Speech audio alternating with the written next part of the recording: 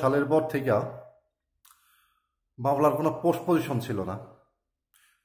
আমাকে অনেকজনই দোষেন যে এর কারণটা আমি। তো অনেক বিএনপির লোকজনের সাথে আমার কথা হয়েছে। অনেকে হয়েছিল কি কাহিনীটা কী করছিল আমার সাথে। কাহিনীটা করছিল সে এইরকম অবস্থা হয়ে গেছিল 2008 সালের পর থেকে সবার পিছনে আঙুল দেওয়া শুরু করছিল। শহরে নেতাকর্মীদের কাছে যায়, সেটা আমার রামনগর 7 রাস্তার কিছু লোকজনের নাম দিয়ে আসতো। এরা রামনগরের খুব অত্যাচার করছে, আওয়ামী লীগদের অত্যাচার করছে, এইরকম নাম টাম দিয়ে মামলা টামলা দিয়াইছে।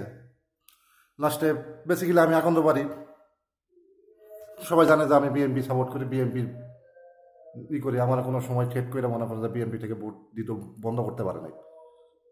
আওয়ামী লীগ সরকার থাকা অবস্থাও মামুন চেয়ারম্যানের ভোট দিয়ে আসছি, মেয়র থাকা অবস্থাও ভোট দিয়ে আসছি।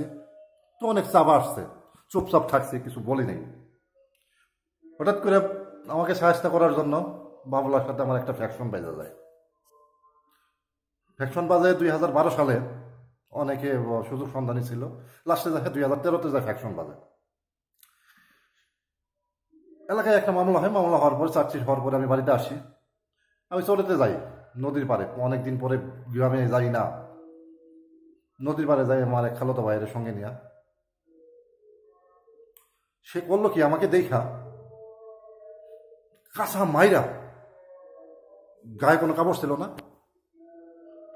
লঙ্গি পরা ছিল, কাঁচা মাইরা গামছা একটা ওড়াইয়া, কে কোথায় আছে বাঁচাও বাঁচাও কথা কয়ে দৌড়াইয়া দৌড়াইয়া সে তার বাড়ির দিকে পালায় যায়। সেটা করলো কি,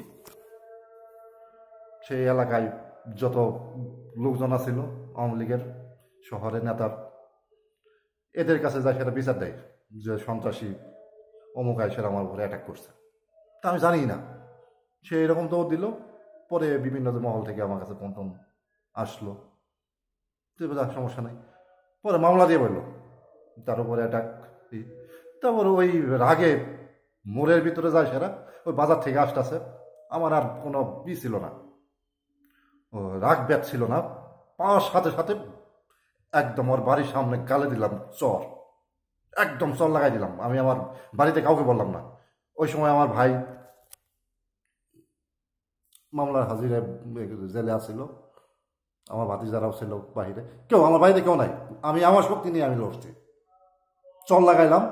চর লাগানোর পর তারপর লাগিয়ে বললো। তারপর আমার এক দাদা ছিল, মধু দাদা, আশপাশে ছিল দোকানে।